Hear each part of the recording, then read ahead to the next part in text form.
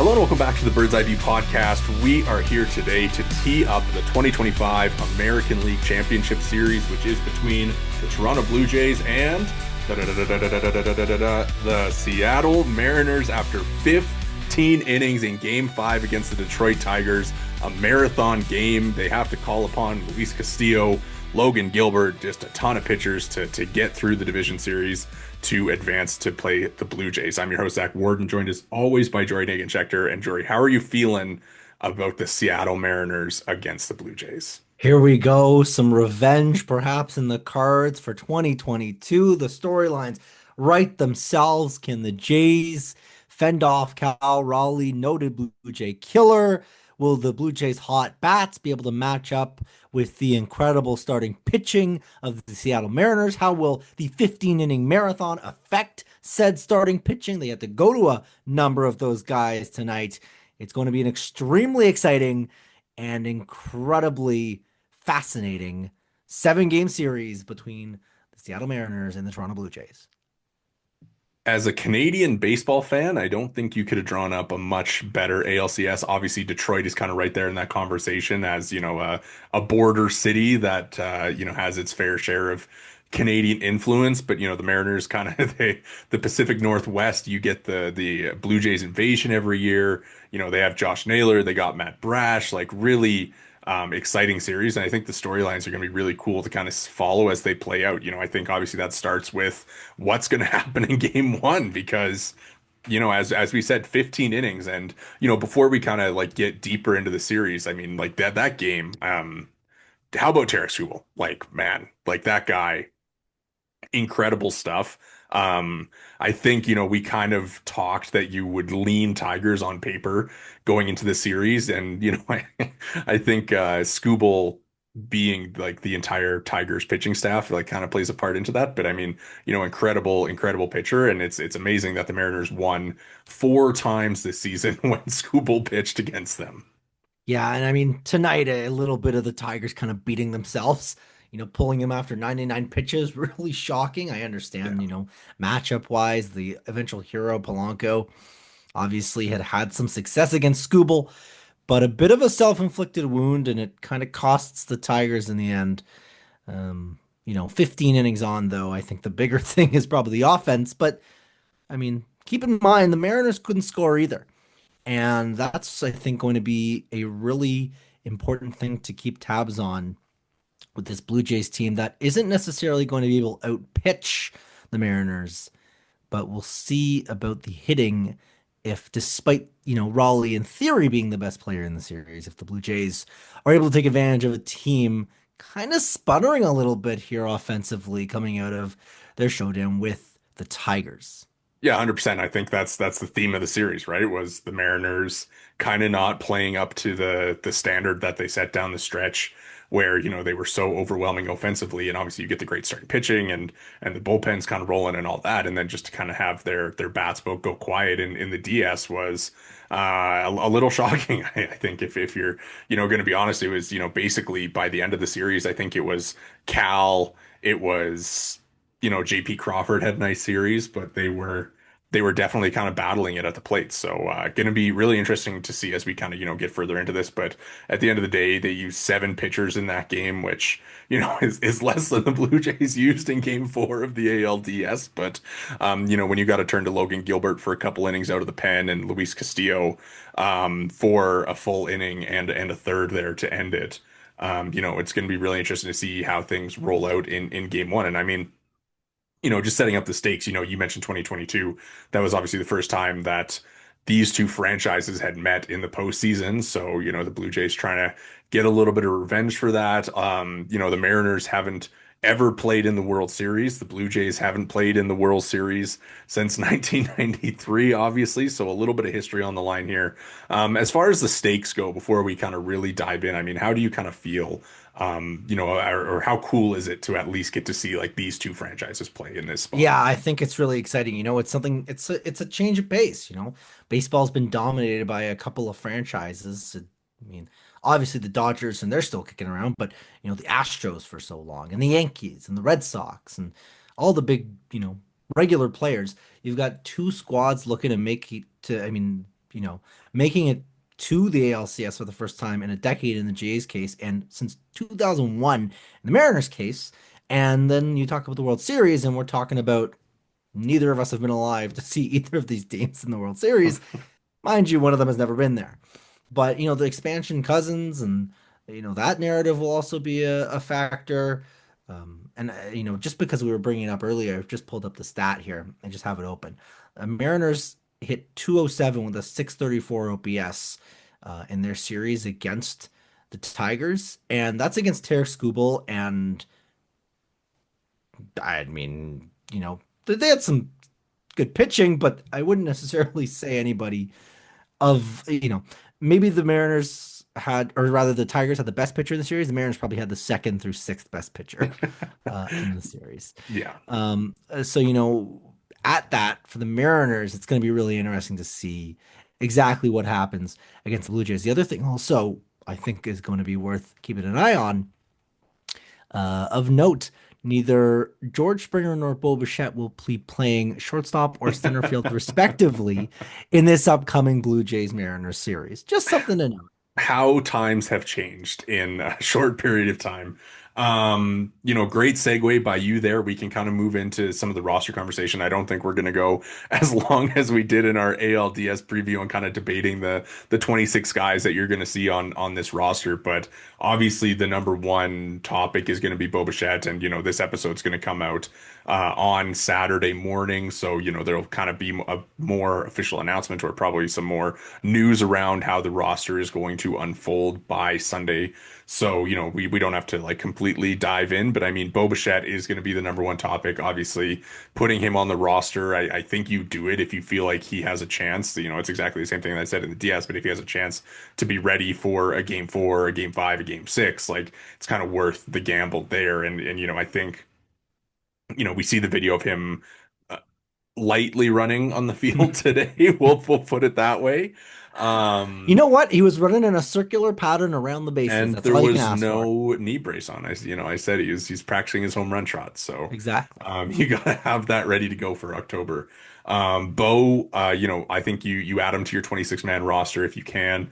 I think it would make sense to me that you go 14 position players, 12 pitchers if you add Bo, just to kind of keep some of that positional flexibility. And I don't think Justin Brule is going to be as necessary in this series against this Mariners team where they obviously have like kind of the left-handed bats and like Josh Naylor and Ken Zone and JP Crawford, but it's not Ben Rice, Trent Grisham, Cody Bellinger that you're trying to shut down. Like it's kind of the bottom half of the order, and I think if you have Fluharty, Lauer, and Little, you can definitely work your way through that, and kind of your splitter guys do well against lefties too. Yeah, no, that'll definitely be something to keep an eye on. I think that, the sense it kind of seems like what we're going to see based on the reporting around the team seems like they're looking to likely stick with 13-13, Yeah. but I'm not sure that with Bo likely to be a full-time DH, if that makes sense. I think that's going to be something really kind of compelling to keep an eye on when those rosters do ultimately come down, because I'm not sure. I don't know if the Jays have 13 pitchers that I would be all that really compelled to carry for an ALDS. I think you're really looking at, I mean, we saw in the bullpen game, the Jays have their guys they're going to go to when it's a big moment. They have their three starting pitchers for sure, and you're likely to add Chris Bassett to the equation here as maybe a fourth long guy. It doesn't sound Yeah. like he's super stretched out. It sounds like he's maybe at the 55 pitch mark.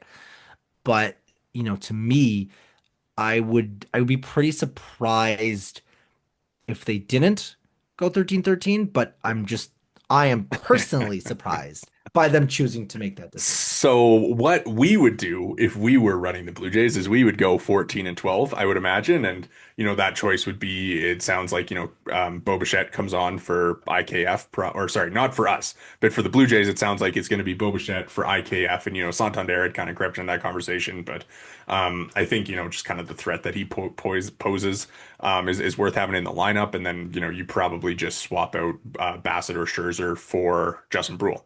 And, I mean, like we said, for us, it would probably be you keep that position player, you add Bo for Brule, and then you swap out Bassett for a Tommy Nance or a Yariel Rodriguez. Obviously, Yariel looked much better towards the end of the series against the Yankees. So, Probably the way that we would draw it up, but a little, I think you're right that we will likely see a 13-13 scenario, especially with, it being a 7 game series and kind of being able to have like that extra flexibility with your pitching and kind of having, the extra arm. So, Yeah. that Should certainly we makes well sense. should we get into the IKF Santander discussion? Because if there is going to be, Bichette as a full-time DH, Mike Wilner brought it up on Foul Territory that he thought that it was likely to be Anthony Santander to go. Shai Davidi says it's likely to be IKF to go. One of these guys is maybe a little bit more tuned into the team given he's employed by the owners, but I'm not sure. I'm not sure if, like, I don't know. I think that there's reason for both of those to be valid decisions by the Blue Jays, basically. I think you can make arguments for both, honestly. That's basically what I'm kind of getting at. Yeah, I mean, are you going to carry three designated hitters on your roster, or are you going to, kind of want to have that extra flexibility that IKF gives you? And it's kind of funny how we when IKF was acquired, we're kind of like, like he's not going to be on the playoff roster or whatever. And I mean, Ty France, I guess, is also in this discussion, but I don't think that he No, I think really especially is. there's so little lefty Yeah, threat pitching wise, I think, for the Mariners yeah. that I think his presence is a little bit redundant, I I, think, on I the think whole, it's interesting. especially with Santander. Yeah, I think it's interesting that the news that Santander still isn't 100% with his shoulder was kind of coming out today. So maybe that's, kind of setting the stage for him to maybe come off with like some injury stuff. But, I think kind of when you draw it up, obviously they did a lot of late game replacing and, the one game that IKF did draw a start in, he makes an error when he's there for his defensive versatility. So, or did he start game two as well? I can't remember. Was it No, just I think he might have only started the one game. I'll, You know I'll look it what? up, You know what? but you know what? It's It's possible he started both. because of the In lefty. fact, I think he did, Yeah. but did nothing with the bat. Yeah. So I Was mean, consistently the designated rally killer in a what was it, 13 run shellacking or whatever, you however many you runs it you is. mentioned that Seattle doesn't have many lefties, right? And obviously IKF like kind of struggles against both-handedness. But I certainly that helps Santander's case, right? Because especially late game pinch hitting scenario, I think that's kind of where you would line up Santander if Bo is back to bring Santander off the bench and try and give you a big swing or whatever. And for the Mariners, like they're very right-handed heavy in their bullpen with kind of everything that they're running out there, especially against their high leverage guys when it's Bizardo, it's Matt Brash, it's Andres Munoz, right? So those are the types of guys that I would imagine IKF probably isn't going to be seeing, and you'd probably Gabe Spire was really good this year, but I I just mean, don't think well, I that. mean, we saw tonight what happened when he had to face a lefty. It went, a little bit Yeah, off the rails for him, right? So yeah. who knows what their confidence level even is going to be in him. Yeah, I mean, at the end of the day, I think is this series going to be a low scoring, grinded out type of series where every, defensive run saved is going to really prove big? Or is it going to be, a series where there's some big offensive explosions and you kind of want to get the extra bat in there to see if you can, slug your way to a couple extra runs? I think that's maybe what it'll come down to. And Yeah. I think that we might, see like where the Mariners pitching staff is really good. So you kind of want to have an extra threat in there. So you lean kind of more of it's going to be first run win, so to speak, or first to No, five sort of thing. I think that the Blue Jays offense is so good. I think that obviously, the Mariners pitching staff is good, but their lineup is also pretty solid that I think that you kind of want to have the extra threat offensively. I think that, it's not quite going to be kind of like the grinded out 2-1 games. I think we're going to see more like, 6-5 or something like that. I don't know if I agree with that. The Jays offense obviously incredible to as far as the Yankee series goes, but I think that there's going to be a much heavier reliance on trying to go toe to toe because in pretty much every game you're going to have the second best starting pitcher in that game.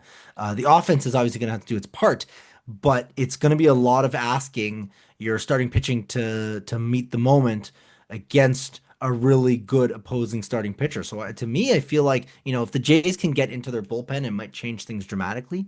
But it wouldn't be shocking if we see a number of low scoring games, especially I think later in the series as things kind of move along Yeah. here a little Yeah, I think that's probably fair. I think that Obviously the Blue Jays are swinging it pretty well, and the Mariners not so much. So we'll kind of see how that plays out. But I guess as you know, you kind of mentioned the starting pitching, we can kind of get into how things are going to line up. Obviously, your game one starter lines up for games 1 and 5. Your game two starter is 2 and 6, and then your game three starter is 3 and 7. Although I would imagine, obviously we saw in a winner take all game today, any game seven scenario, it is going to be all hands on deck. So maybe even it's your game one starter is a 1, 5, and 7.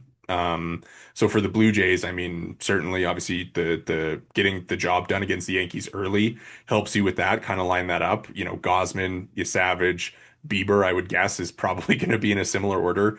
And I think when you kind of look at it with Savage, obviously they prioritized giving him the game two start at home.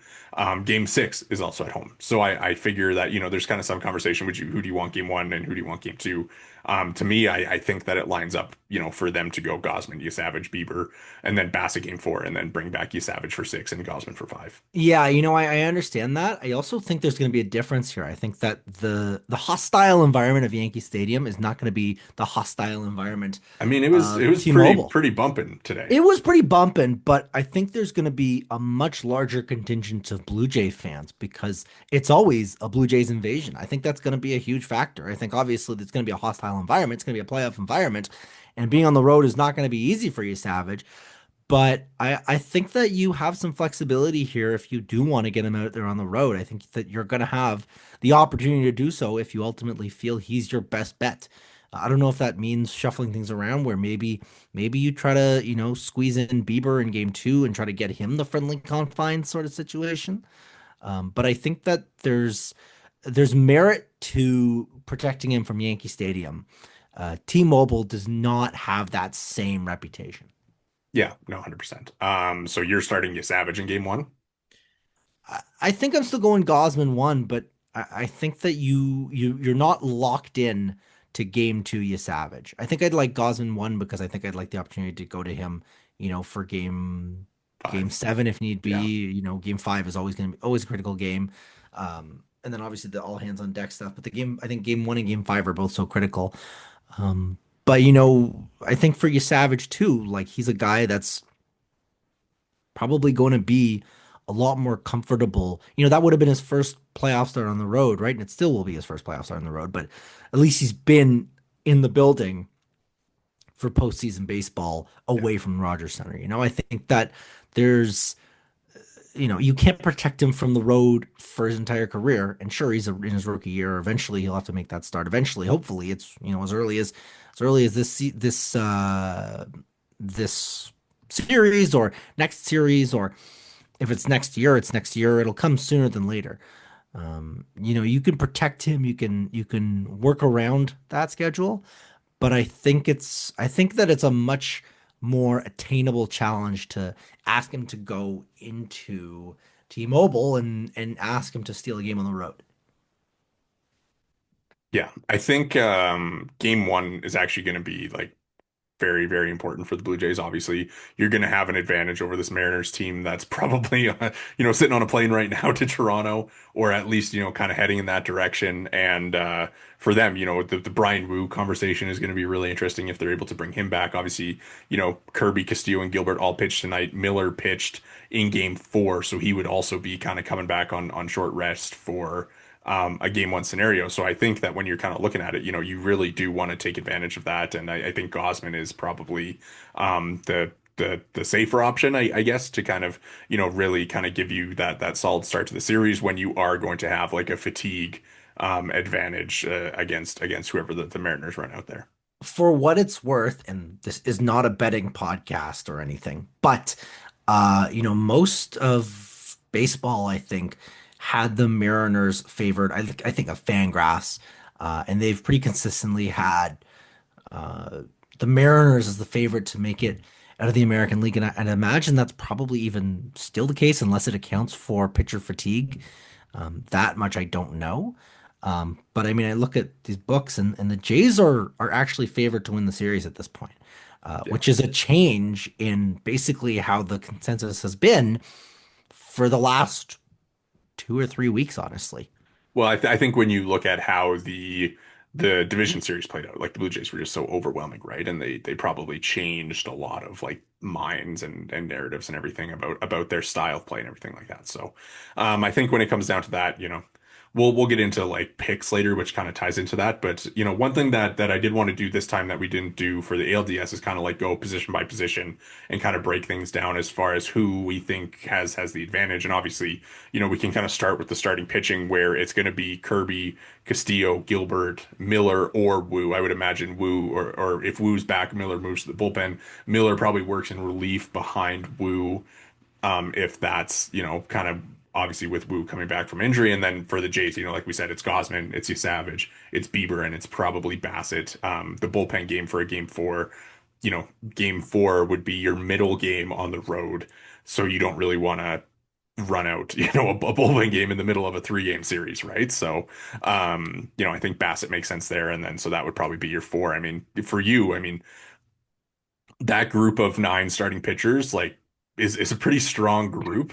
But the way that, Bieber kind of pitched, and the way that, this Mariners group, like the track record there is really good. Like you kind of lean Mariners for who has the starting pitching advantage. I think the best three pitchers in this series are probably all Seattle Mariners. Gosman slots in there somewhere. Maybe he slots in after either Gilbert or Kirby if you like him a little bit more than Castillo. Maybe you like Castillo more than Gosman. Um, I think that triumvirate that the Mariners can boast, it's really tough for any team in baseball to go toe to toe with that unless you're basically the Los Angeles Dodgers. Yeah, I think the Savage conversation is really interesting, and we just kind of went in on him a little bit, but obviously he was so good in the division series and in game 2 there where he goes 11 Ks over 5 1/3 hitless, and I think obviously he pitches Max Fried, like he obviously has the ceiling of being probably the ceiling of being the best pitcher in the series, but the more that they see him, the more that you're prepared for that kind of stuff. They're that kind of all plays into. So, Yeah. Well, um, also kind of relevant. The Mariners are not lefty heavy like the the Yankees. Yankees, right? Yeah. Obviously, Raleigh will be facing Savage as a lefty. You Yeah. would hope that that's going to be a matchup he's able to exploit. But J-Rod, righty. Rosarena, righty. Um, Suarez, Suarez, Robles, righty. I mean, like, it's kind of like Naylor and Polanco will swing couple, at lefty, yeah, Polanco swings Crawford. left. There's a couple switch hitters, Yeah. but to me, it's not a lefty heavy lineup in the same way that the Yankees relied on lefties so heavily, especially towards the top of their lineup. And that's going to be a huge factor as well. It's why we're kind of looking at guys like Justin Brule and even to an extent Eric Lauer. And will they be on this postseason roster? In Lauer's case, will his leverage sort of kind of get minimized a little bit? So there's gonna be a lot of questions to kind of answer exactly how the Jays match up against a team so not lefty heavy. Yeah, they're pretty balanced, which I think is generally fine. Obviously, for you Savage, he dominates lefties, so will be really interesting to see kind of how the top of the Mariners order answers to that. One thing that I think is kind of interesting in the the whole game 5 and the whole 15 innings and the whole Mariners starting pitching staff of it is the way that they set up for the division series was they would go Kirby Castillo at home and then Gilbert and Miller on the road because Kirby and Castillo were so much better at T-Mobile Park than they were on the road. And the way that it kind of lines up is that Castillo is going to have to pitch on the road at Rogers Center for one of the first 2 games, and then Brian Wu again, if he's in the conversation, could certainly impact that. But I would imagine Miller kind of gets the second game there, and then it's probably Gilbert and Kirby in 3 and 4, and then kind of throw whatever at the wall for game five, depending on what they go with in one and two. But I think that the Mariners not being able to set up their staff exactly how they would prefer for the series also kind of plays a role into it. So, when we're talking like who has a starting pitching advantage, I think it's maybe a little bit closer than you would like first think, just based on Savage emerging, Gosman kind of being a solid factor, and then the Jays kind of really getting to pick their spots. And, I think Bieber um, is going to be, pitching on the road at T-Mobile Park. It's obviously it's the most pitcher friendly park in baseball. So great spot for Bieber to kind of get his bounce back in there. Yeah, I think that's a good point. And it's honestly it's probably something I discounted because, you look at the name brands and the top guys are on the M's. But even though the top guys are on the M's, not all of them are available until much Yeah. deeper into the series. And there's a non-zero chance that one of Kirby or one of Gilbert, uh, you know, doesn't get into this series until the M's kind of have their backs against the wall. Yeah, yeah, 100%. Games one and two, I don't think you can kind of overstate how important that they are for the Blue Jays, especially Critical, with the Mariners coming critical. in. Yeah, just like same thing as it was with the Yankees. You want to really take advantage of that team coming in that's tired and everything like that. Let's move on to the bullpens. Mariners bullpen is obviously very good. Munoz, Brash, Bizardo, Spire stepped up big this year. I think Vargas has looked pretty good. Compared to the Blue Jays, whose bullpen kind of seems to be like rounding into form a little bit. I think Dominguez looked great in the Diaz, obviously, or DS. Obviously, Varland was good. Fisher, a couple big moments. Obviously, he gave up the run there in game four, but the bullpens to me, I think again on paper, it's going to be the Mariners that you kind of have to pick between the two, just kind of based on the way that group delivered this season.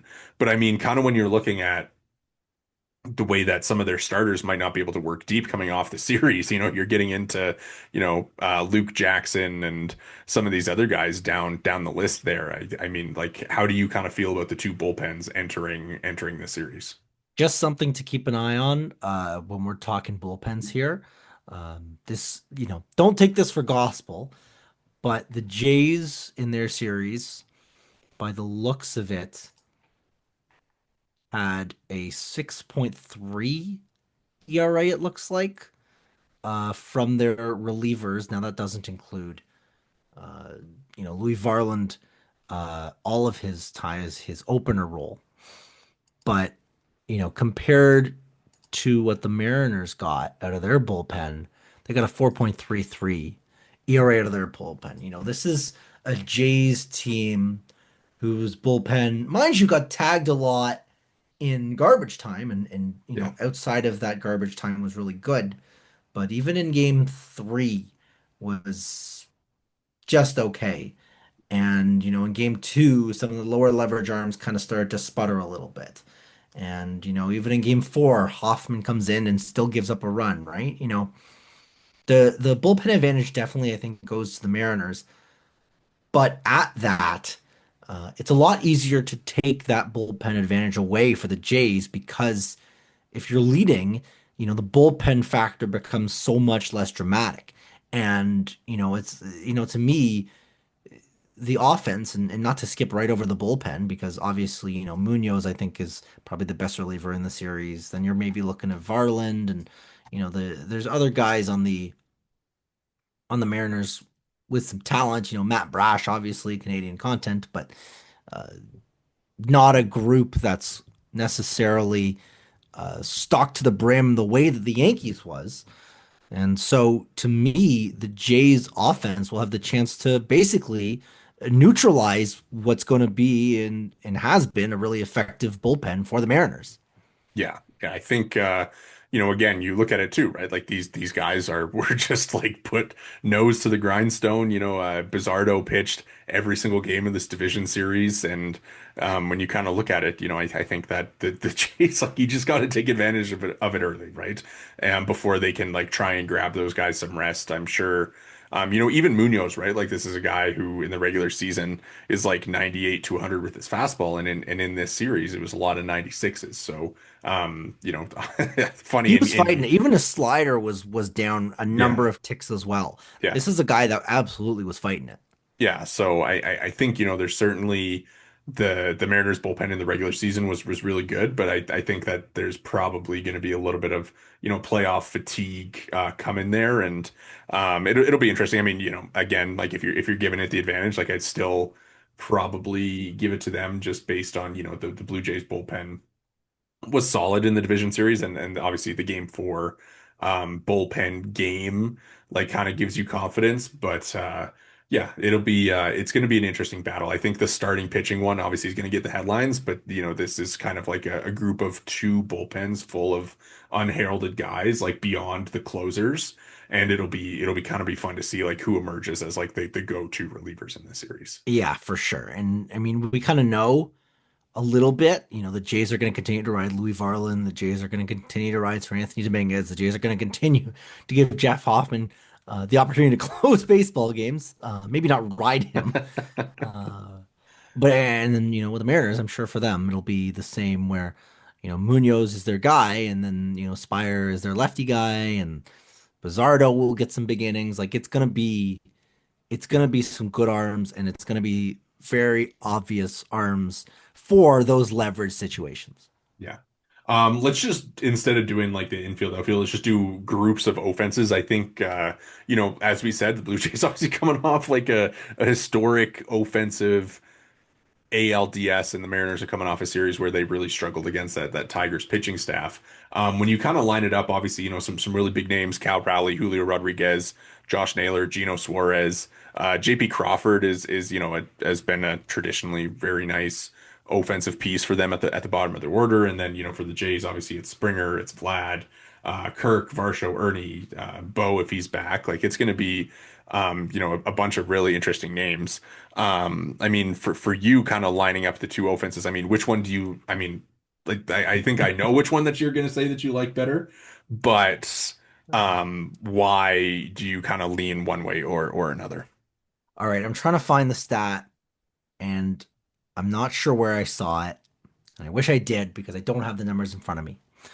But we'll see if I can scrounge this together in record time. So the Blue Jays against the New York Yankees hit 338 with a 373 a 373 on base, a 601 slug collectively, and a 974 OPS. So they did pretty good. If you'll allow me just a moment here. Miguel Cabrera won the Triple Crown in 2012.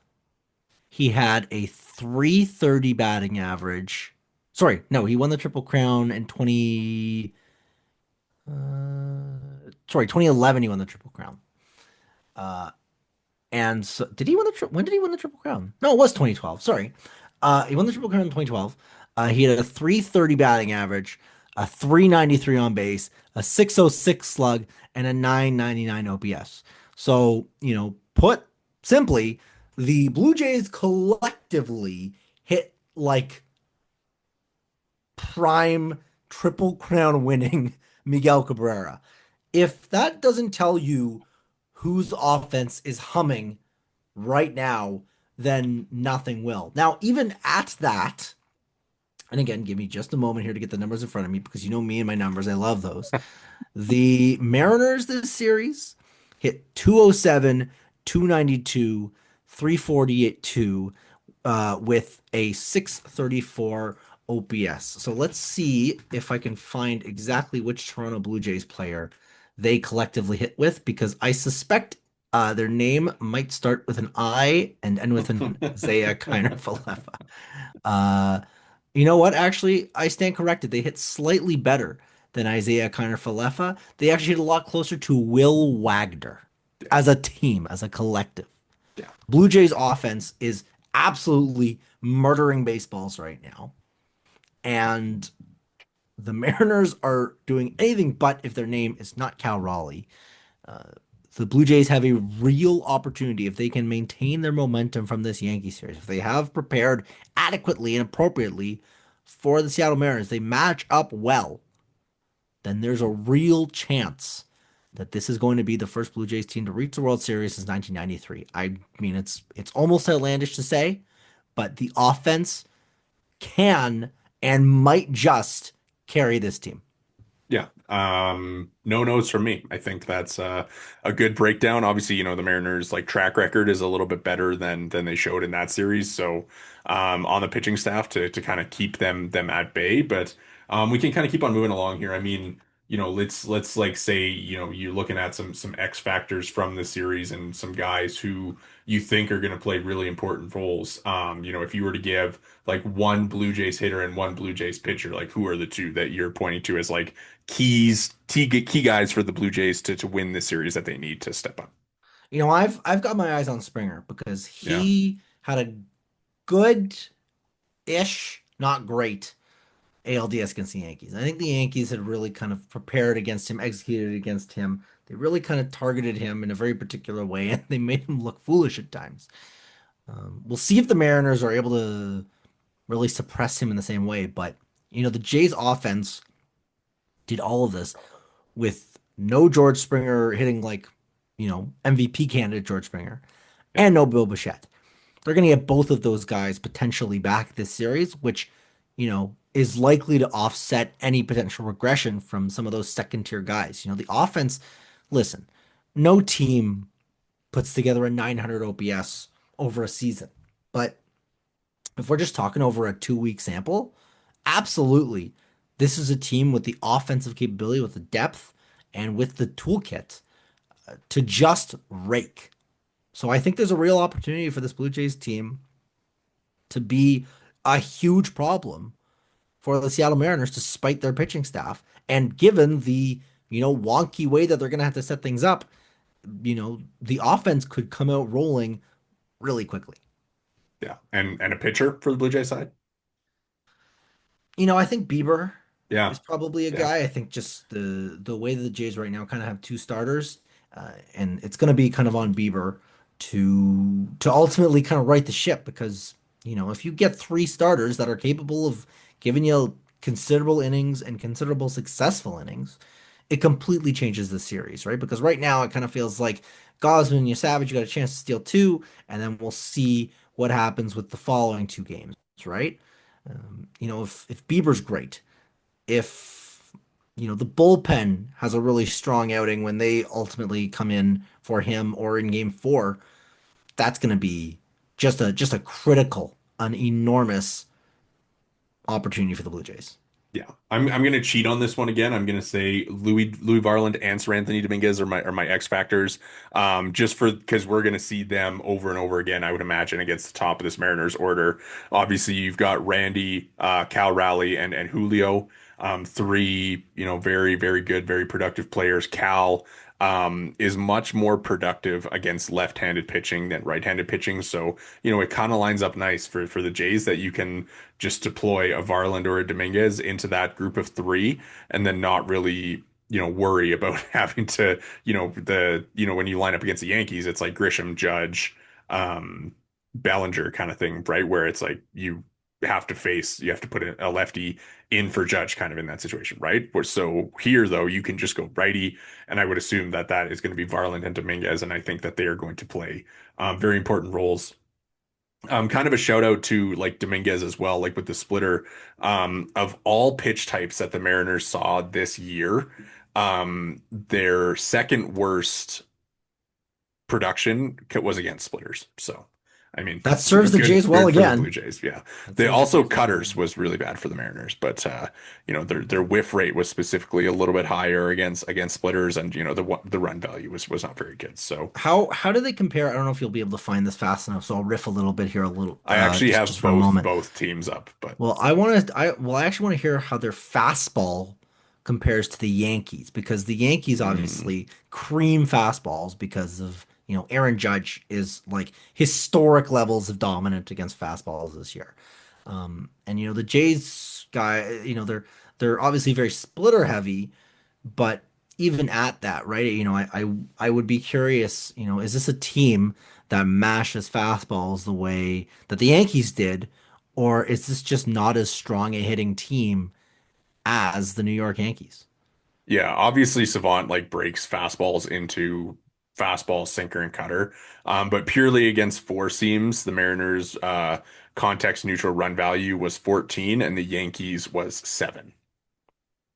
That'll be interesting to keep an eye on. Yeah. Just something to note. On the hitter side, I'm going to go Addison Barger as my X factor. His kind of coming out party this year was in Seattle when the Blue Jays swept them in early May, and I think you kind of look at his profile. Obviously he didn't have the best series in the LDS as far as like putting some really hard hit balls together. But I think you kind of look at like a Logan Gilbert matchup, just how much that they were spamming sliders against the Tigers. Obviously, it's something that you're going to see a lot. So I think Barger to me is going to be really interesting, especially being lefty. He's probably going to be in there every single game, right? And maybe he gets targeted. He's the guy that the Mariners kind of go after with Spire. But I think for the most part, he is going to be in there and in a lot of big spots against the starters and against Brash and against Munoz. Like it's going to be For sure. a big series for him. You know what I also wonder, and relatedly, Varsho. Yeah. The Mariners do have some flamethrowers, but nobody like a Scooble or anybody throwing gas quite like that. And obviously a lot of righties. I wonder how he'll look because obviously he loves to hammer balls down in the zone. Yeah. And if the Mariners aren't able to elevate the fastball, which, who's to say they aren't able to, that'll be something that'll be really, really interesting to kind of keep tabs on as well. This episode of the Bird's Eye View podcast is brought to you by BioSteel. Use code Bird's Eye View at checkout for 20% off your order at biosteel.ca. Again, that's code Bird's Eye View at checkout for 20% off your order. For all your high performance hydration needs, visit biosteel.ca. Thank you again to BioSteel for sponsoring today's episode. One of the best parts about, when you make it to the ALCS is that there is a ALCS MVP. And so here today, we're going to do a quick small mini draft where we have to pick two players from each team, four rounds for ALCS MVP. And I'm going to put another condition on there. One can be like an obvious pick, but one has to be like an under the radar Tommy Edman-esque CS MVP. And since I am nothing but a gracious host of this podcast, I'm going to let you have the first selection.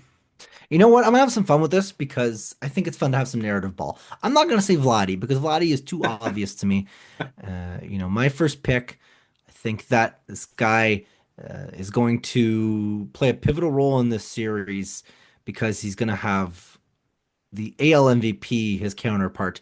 I like Alejandro Kirk. Oh, very nice. I like that one a lot. I'll give that one to you as your under the radar Jays pick. I'm assuming that we're both gonna go two Jays first before we do Mariners in this. So I'll take the ball there and I'll count this as my more obvious selection, but I'm gonna go Trey Savage. As I mentioned, splitter, obviously pitching in a pivotal game two and this maybe leans into the picks a little bit later, but I would imagine a pretty pivotal game six as well. So he's going to be my first pick for ALCS MVP. I think he's the storybook season continues for in this round. That makes sense to me. All right, I'm going to go with my other pick here. And this guy obviously had a big ALDS, but wasn't able to get into as many games because of Max Fried and Carlos Rodon. But the way that he finished the series and the way that he was a contributor for the Blue Jays all year, except for basically the very end of it, give me Nathan Lucas, another kind of underappreciated guy that I think has a shot at winning series MVP. I like it. From so you almost went like two under the radar I told picks. you, I'm not going with the obvious pick. It's all vibes because you know how smart I'm gonna look if one of those two win ALCS MVP. I pick Vladdy. Yeah, anybody could have picked Vladdy. No, I'm planting my So flag on Alejandro Kirk and Nathan Lucas. so I said that Trey's my obvious one, so I got to go under the radar here. So neither of us are going to have picked Vladdy to win ALCS MVP. The audience can have Yes, Vladimir Guerrero. congratulations on being a third party this draft. The audience, you have everybody that we don't pick, so you are Exactly. more likely to win this than we are. Yeah, I'll I go hope you took the Barger. field. Yeah. I'll go Barger. Like I said, X factor in the series. Think he lines up well. Obviously a guy who owns T-Mobile Park. We'll say October in Seattle is a little different than May in Seattle as far as balls traveling, but hey, you know what? I'll say Barger has a big breakout series. So Yeah, here's hoping that for him, October in Seattle is a sleepless in Seattle kind of attitude by the end of the series. yes. All If right. you'll allow me to be so corny. You All know right, what? Too late for that now. let's go two Mariners each.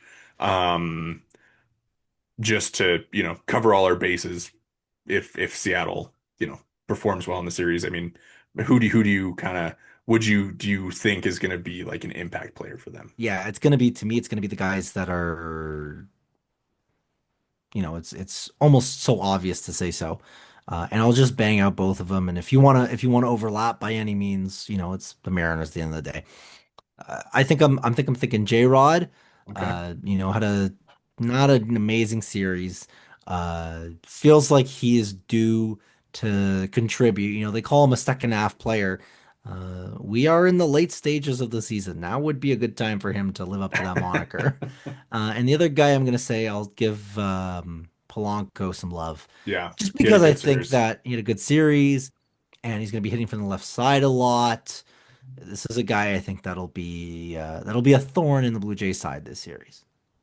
If you watch this podcast at all, or are familiar with, you know, some of the topics that we cover, I think you could probably assume the direction that I'm going to go here. A little Canada content, Josh Naylor coming home, thorn in the Tigers side in this series, like a guy who, you know, he obviously had the really nice game today, was on base a bunch, was kind of doing the pitch tipping thing at second base. He's stealing a bunch of bags. Like, I mean, you know, it would be a nice story for him, not for Blue Jays fans if he were to play well in this series, obviously. And then rotation wise, I think Bryson Miller kind of has like a sneaky important role to play in this series if Woo's not back, and you know he'll probably pitch like game two, which is earlier than they would want. So if he pitches well, that would be probably very helpful to Seattle in this series. Yeah, we'll see. I mean, he had such a kind of a just generally disappointing year, Yeah. so it'll be a really interesting one to keep tabs on.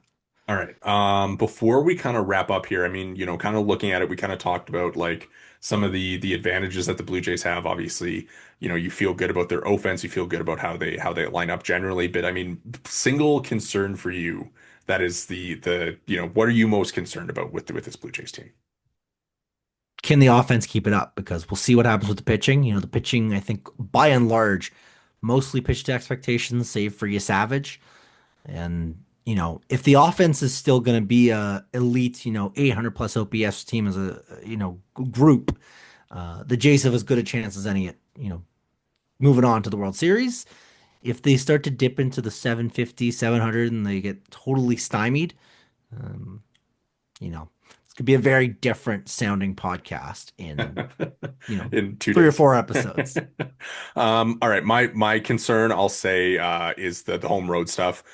They've obviously played so well at Rogers Center this year, and in the middle of this series, you know, the kind of a weird setup in baseball where for the championship series, you go 2-3-2. So, you know, again, games one and two, very important for the Blue Jays because if you lose one game at home, you're facing three games on the road where you need to, you know, kind of flip the switch. And for them, you know, I think we've kind of seen them like hover around 500 on the road all year. And of course, they split on the road in the DS, and you know, Seattle kind of has the you know park factor that limits offense a little bit. So if you feel that the Blue Jays advantage is offense in this series, then if that's taken away, how do you kind of respond on the road, especially when you have Gosman, Savage lined up for one and two, and you know Bieber, Bassett, and Gosman for three, four, five on the road? Like it's you know Yeah, I think it the home road stuff becomes. is you know, last time I was predicting that the managers were going to be characters in the series.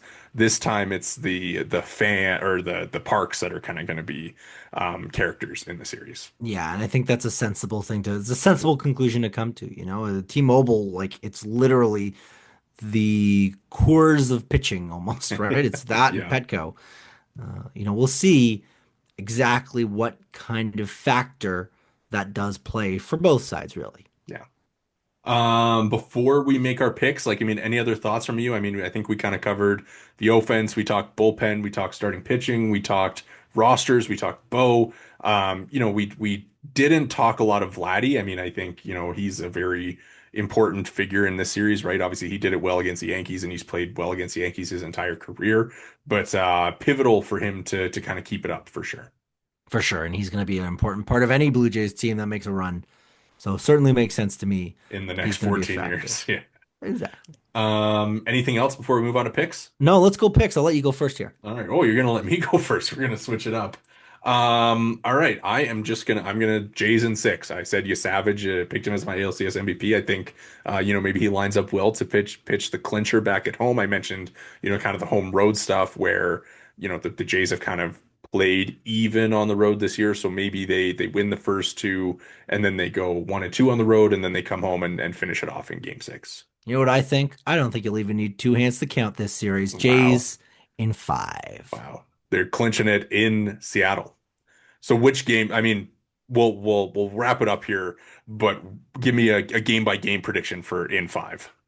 Jays blowing it away, blowing the Mariners away games 1 and 2. I guess which game do they lose is really the question here. In game 3, they probably steal. Gentlemen sweep. Game 4, the bullpen game, just don't quite get the results. Wrap it up in game 5 with Kevin Gosman on the bump to win the American League pennant. And they are partying, going to the World Series. Wouldn't that Obviously, be as we sit here, we don't know who is going to be playing in the NLCS, but I mean, Dodgers versus Cubs or Brewers. You have any? You want to make a bold prediction about who you think is going to win that series? Just regardless of who comes out of Brewers Cubs. I think at the end of the day, really feels like this is the Dodgers versus everybody. Yeah. And we are really very rapidly teeing up the extremely enticing and very much narrative and hype driven Miles Straw walk-off home run off of Roki Sasaki to end the World Series. All right. Yeah, I would agree with you. Feel like the Dodgers are kind of in a good spot. So, yeah, that does it for our ALCS preview. Obviously, we will be back with our post game episodes after each of the games. Obviously, we've been kind of running those early in the morning, so trying to do our best to get those out as soon as possible, given when we are working. But appreciate everybody tuning in and staying with us this far in the postseason. It's going to be a heck of a series, and we hope you enjoy it. Jory, you got anything else before we go? Here we go, baby. ALCS. It's time. It's time. All right. We are going to run. That is going to do it for us here today at the Bird's Eye View Podcast. Make sure to hit the subscribe and like buttons if you're watching on YouTube. If you're listening along on the audio provider of your choice, make sure to drop a follow and review. You can follow us all on Twitter. I am at Worden_Zach. Jory is at Jori Negin-Shecter. And the pod is at BEV_pod. Thanks so much for listening and enjoy the series.